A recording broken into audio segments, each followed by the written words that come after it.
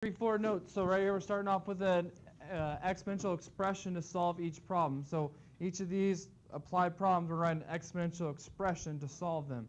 So what's the surface area of the cube if a side length's 4? So we think about a cube. Doing the surface area, we want all the faces. Okay, so how many faces are there? 6. So we need a 6. So we write 6. Whoops. We write 6. And then we know that each face's area is 4 by 4. So how do I write that with an exponent? Yeah, Luke? 4 squared. Right, so we're going to go 6 times 4 squared would be our expression we'd write. Okay, so that stands for 6 times 4 squared, which is 6 times 16, which is 96. And it'd be squared centimeters because we're talking about surface area, 2-dimensional.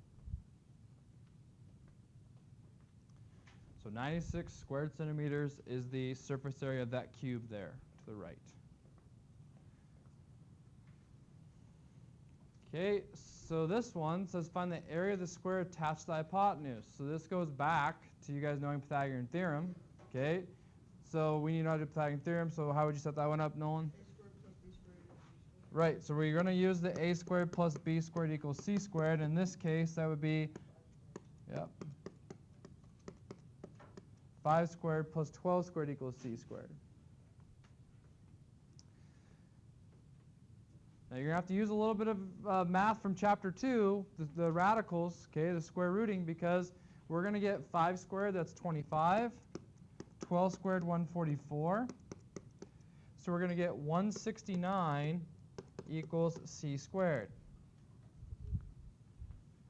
So that last step there is the square root. Right? Everybody know what I'm talking about? Area, not the baseline. Yeah. So Correct, but in order to get that, we have to have the baseline. Yeah. Okay, so Luke said that we're trying to find the area, not the line, but we need the line to get the area. Okay, so we're going c squared equals 169, so I want to make sure that we have this down, okay?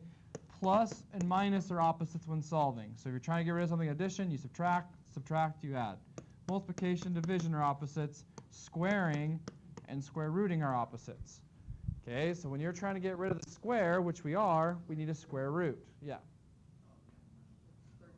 Right, so we square root both, we get 13 is c. So now we will find the area. Okay, and you could have been like, well, I know I'm going to be squaring it, it's going to be 169. I mean, you could have known that as well because this is 25, this is 144, so this is going to be 169. So it was a little bit redundant to square root and go back if you already saw that pattern, which is fine. So we get 169 squared centimeters.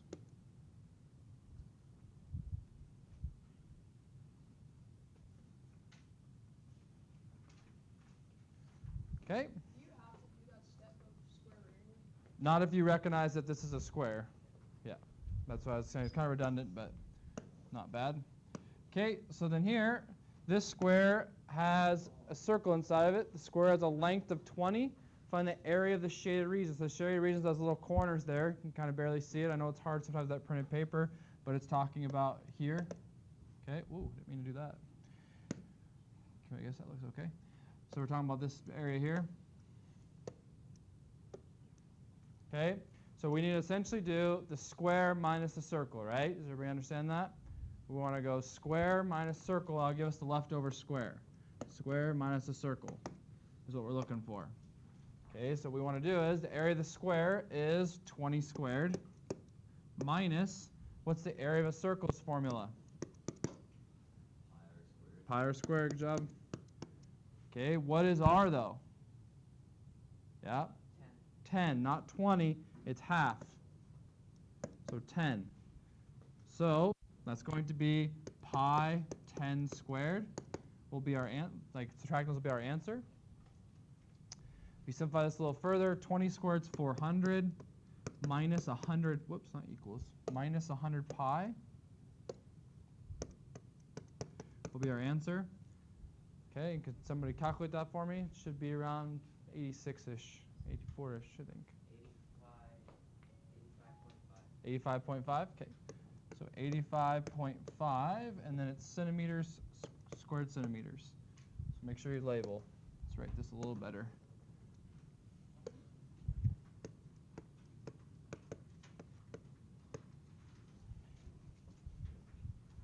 Okay, any questions?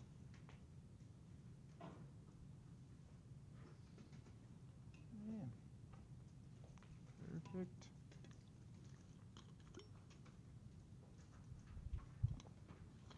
Okay.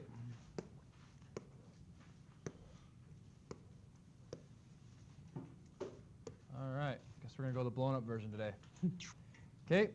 So to show you know here, use the formula to solve each problem. A right triangle has two sides that measure 8 and 15. What is the area of the square attached to the hypotenuse? So again, this would be pretty much what Caden was saying is we don't have to actually square root. Okay, so we only have to go a squared plus 15 squared will equal that number there. So we'll just call it side squared.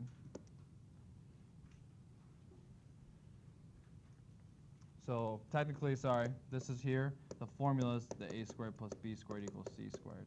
We actually already substituted. So when you solve, 8 squared 64, 15 squared is 225.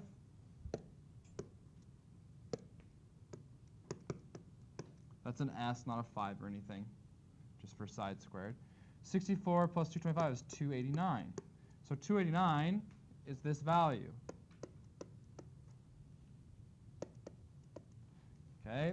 Now, you like to square root it first. You can square root it still. If you square root 289, you're going to get 17. So you're going to see that this side length is 17, and then you do 17 times 17, and you get 289 again. So the sentence is, the area of this square attached is 289 square centimeters. I'll let you guys write that so you don't have to worry about my bad handwriting.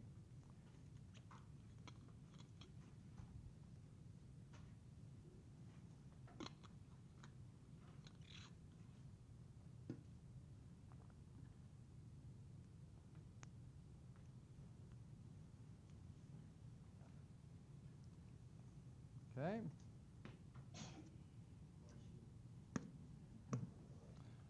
All right. Find the surface area of the cube. So again, like the one we just did, this time it's 3 by 3. So the formula for surface area of a cube is 6s squared. 6 sides squared. Okay, if we have 6 sides, like a die. So we substitute now. 6 times 3 squared. And then we solve. 6 times 9 is 54. Oh, it's meters. So the sentence would be surface area of the cube is 54 square meters.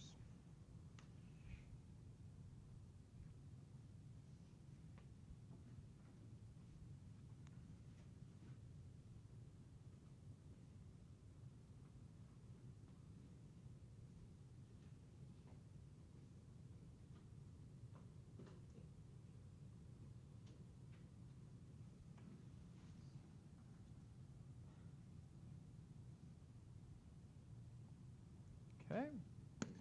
And the last one for the show you know. Okay, find the area of the shaded region. So the shaded region over here is these spots here. Okay, and what's that number on the side there? 6? Okay, so that means these are 6s. So it says area of the square. So it is a square, it tells us, and you can tell that it's kind of hard to tell, but these ticks here, those are the same. There actually is one here too, even though it kind of looks like it's part of that dotted line, but it's not.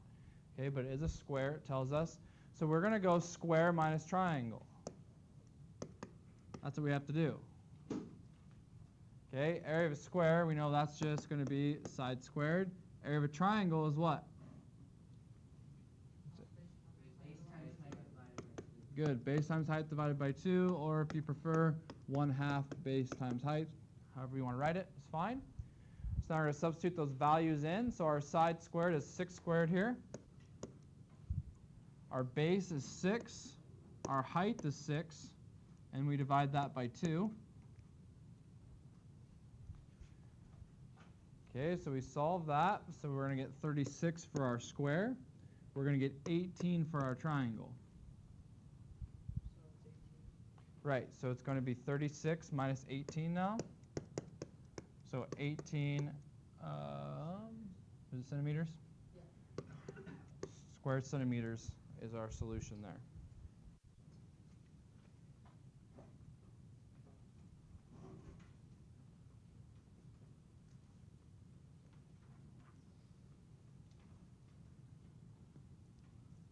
Okay, very good. Okay. All right, example 2. So now we're getting into the exponential growth, okay? Move this over here.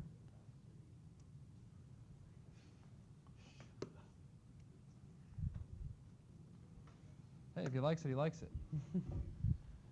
A dish holds 100 bacteria. The bacteria double in number every hour. How many bacteria will there be after each of the following hours? So what we have to do first is we need to build an exponential function. Okay? An exponential function looks like this. Okay? It has a number in front, it has a rate, and then it has time. Okay? A stands for like the starting amount. Okay?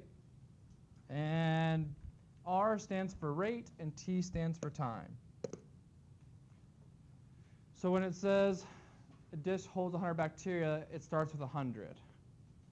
Okay, when it says double, the rate is 2. It's doubling. Okay, because you times something by 2, that means double. And then T is for how long. So for this one, we'd set up, it'd be 100 times 2 to the 1 for 1 hour. So for the first one, it's pretty simple. It'd just be 200, right? 100 times 2 to the 1. 2 to the 1 is just 2, so 2 times 100.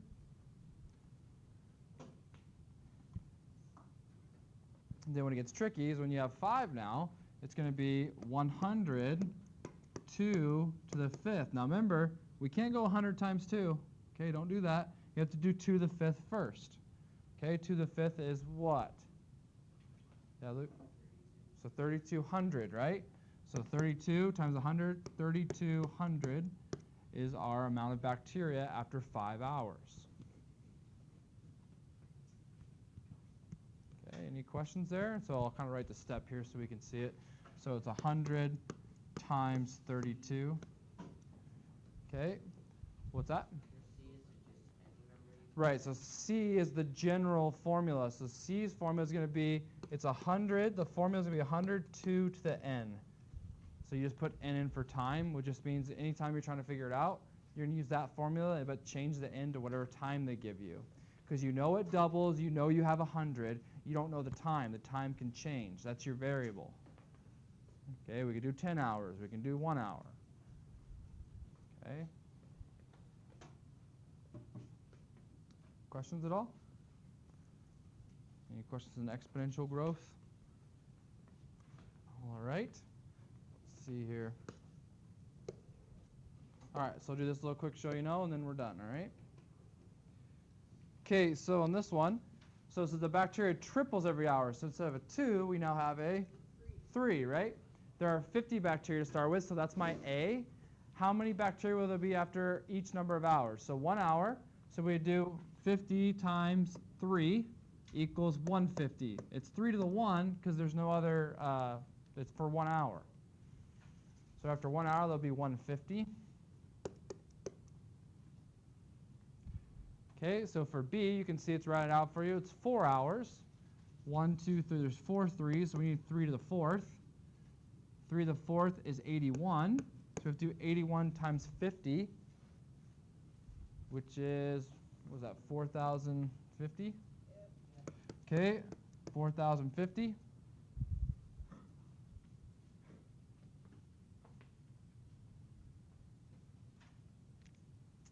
And then we're going to do 5 hours. I'll give you a second. I'm going too fast, sorry. Slow it down a little bit. Any questions on exponential stuff? This is the one that people get most often confused with. So remember, the doubles or triples or quadruple is the rate. The rate is the number you have with an exponent. The 50 is out in front. That's the starting amount. And then the time represents the exponent.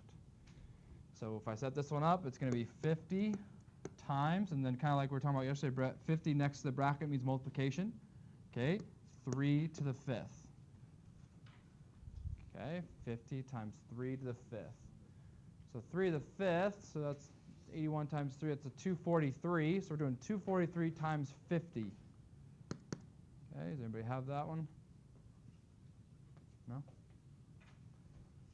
Let's see. 24, 30. 12,000.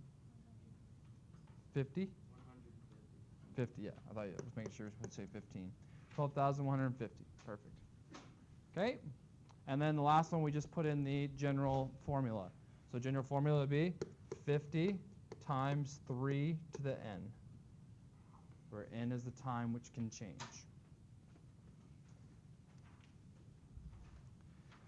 All right, that's it for chapter 3.